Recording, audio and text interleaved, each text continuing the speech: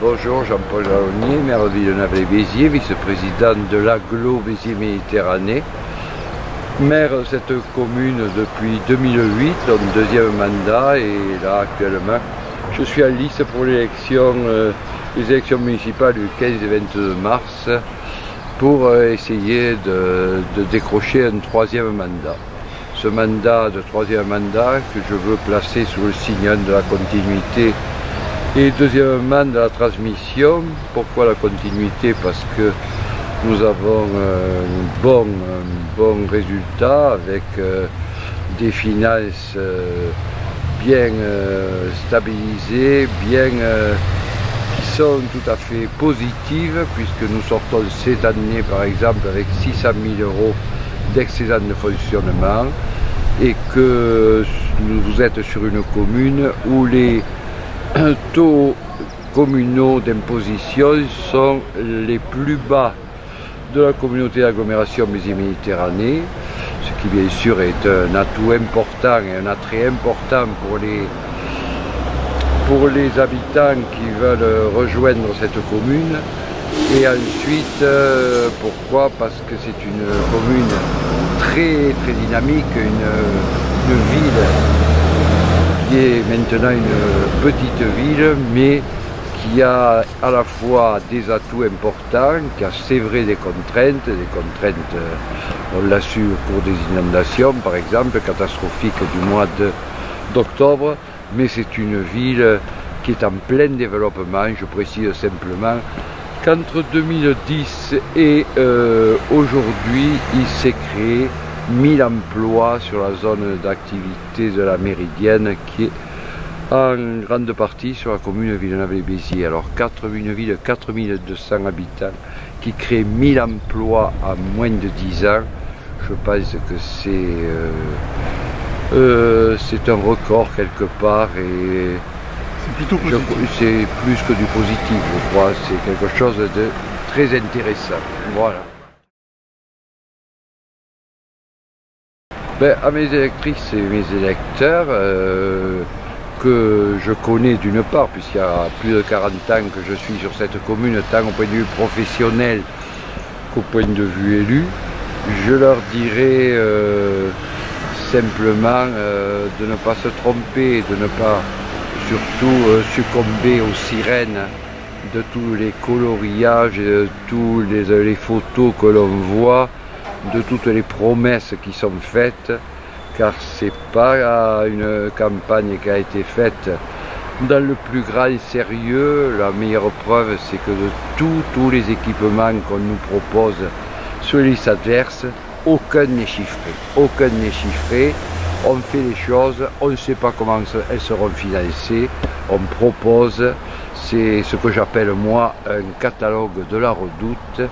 Mais le catalogue de la Redoute, il avait cela différent avec les promesses qu'on nous propose aujourd'hui, c'est que lui, il y avait un prix à côté. Là, aujourd'hui, il n'y a pas de prix. C'est vraiment, j'oserais dire, pour au moins 3 listes, c'est vraiment au moins d'un amateurisme de candidats qui s'en vont complètement comme ça, qui sont partis sans savoir où ils vont. J'en veux le meilleur exemple, un tract qui nous est sorti cette nuit, où on nous critique sur un équipement qui a été financé, qui est en cours qui va se terminer prochainement, qui va être livré prochainement au service technique, et on nous dit que ce bâtiment a coûté très cher, très cher, parce qu'il a été désamianté. Quand on sait qu'il n'y a jamais eu d'amiante dans ce bâtiment, voyez un peu le sérieux de nos adversaires, et encore plus dramatique quand on sait que cet adversaire se dit chef d'entreprise dans le bâtiment. Alors, ou il ne connaît pas, et c'est grave de dire n'importe quoi quand on ne connaît pas, ou bien alors, c'est un mensonge, c'est clair et net. Alors tromper les électeurs avant même que ceux-ci aient pu s'informer, je trouve ça minable, je le dis, minable. C'est tout. Tout ce que je dis, c'est preuve à l'appui, on peut aller vérifier. Il faut savoir que tous les comptes d'une mairie, que partout sont publics, on peut aller vérifier. Alors on ne dit pas à la commune, à les finances dans le rouge, on ne dit pas il n'a rien fait. Quand on dit rien, c'est qu'on n'a rien à dire. Voilà, c'est ça le gros problème. Et je ne me bats pas, mais j'essaye d'expliquer, j'essaye de dire aux habitants, qu'est-ce que vous voulez? Vous voulez une ville propre? On y travaille.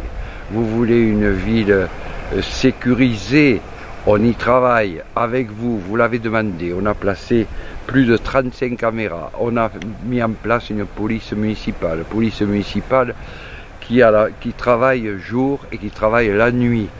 Nous avons mis en place tout un service de valorisation des employés communaux, en les aidant, en leur facilitant toute possibilité d'accéder au concours interne et de pouvoir avoir un échelon de carrière qui est toujours en progressant, en leur demandant toujours de participer à des formations, bien sûr s'ils étaient volontaires. Mais qu'est-ce qu'il y a dans ce programme? Il y a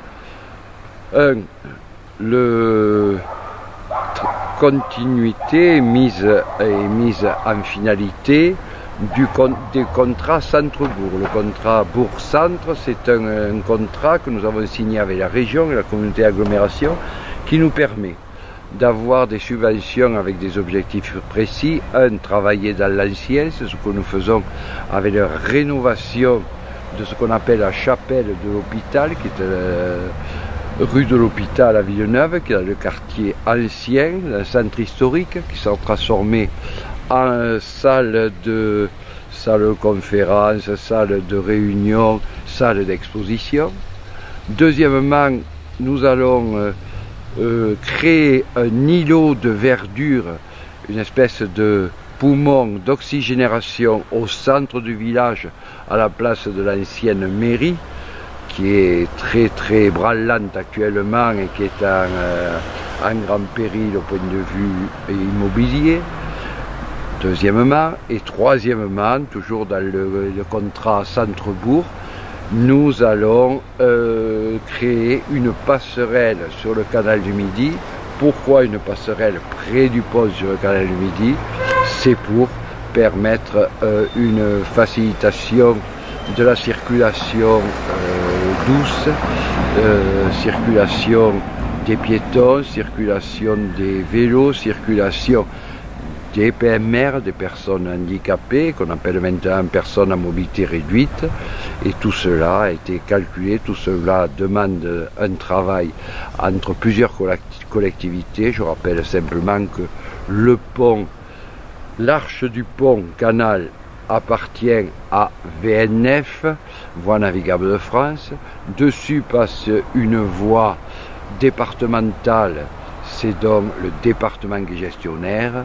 Les parapets, les abords, les trottoirs sont de gestion communale. Donc 3 collectivités, il faut travailler avec les collectivités. C'est pour ça que ce dossier qui a été initié il y a plus de 10 ans connaît maintenant l'aboutissement. Nous y sommes arrivés, nous avons travaillé, je le répète, en collaboration avec 3 collectivités, et la région va nous aider là-dessus également sur ce qui est un point important sur le canal du Midi. Et nous, de notre côté, ça va nous permettre de sécuriser ces abords, de faciliter le passage, par exemple, des bus, les bus qui sont les transports intracommunautaires, qui sont un transport de compétences agglomération, et tout cela facilitera les transports en commun, facilitera les économies d'énergie, facilitera le déplacement entre les communes et en particulier entre la commune centre, la ville de Béziers et la ville de Villeneuve-les-Béziers, qui sont, qu'on le veuille ou pas, et malgré tous les accrocs qu'il y a eu dans le passé, entre les deux communes qui sont condamnées à vivre ensemble et en bonne intelligence en tous les cas. C'est ce que moi je veux faire avec la ville de Béziers. Si on me confie pour un mandat de plus, c'est les clés de la ville.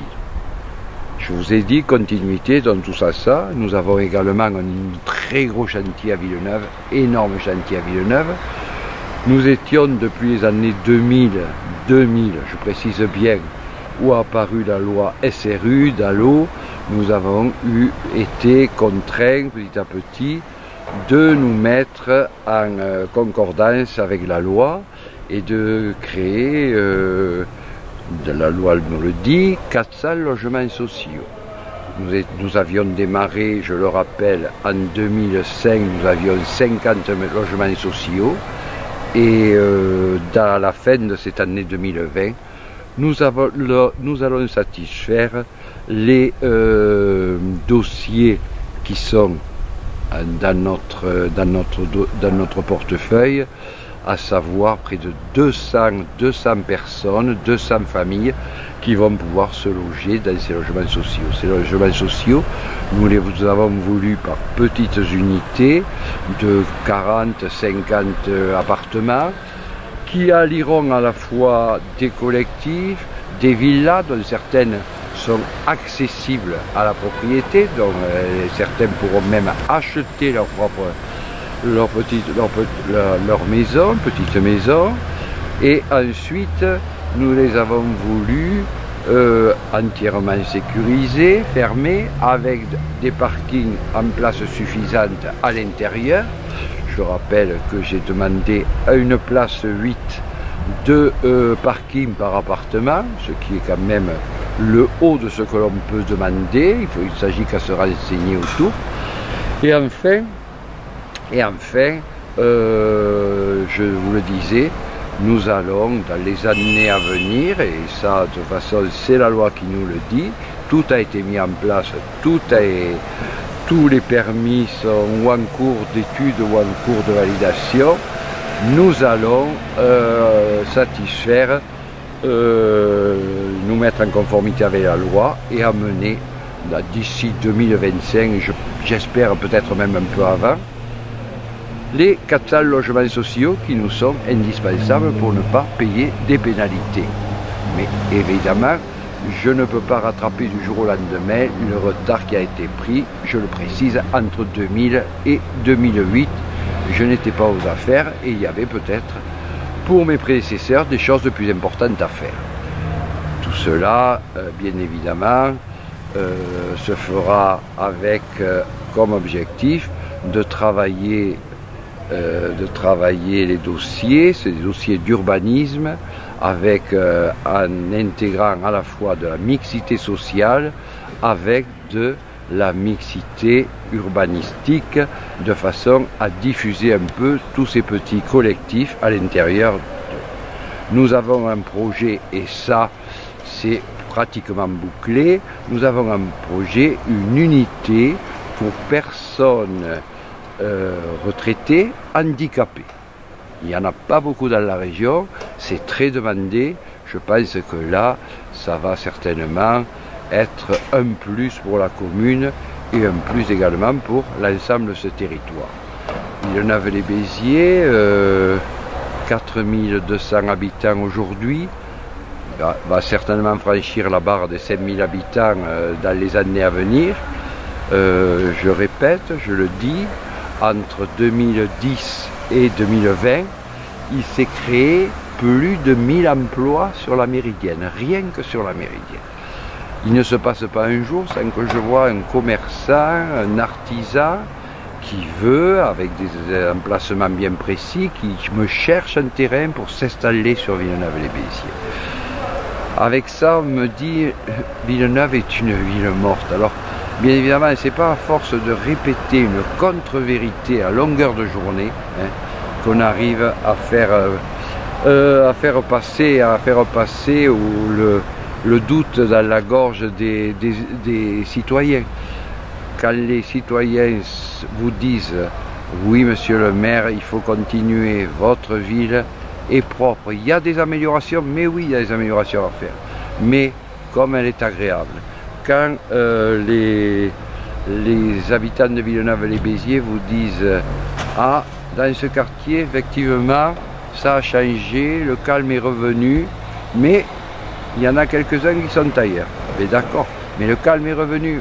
Oui, le calme est revenu. La ville est plus sécurisée. Oui, et bien voilà.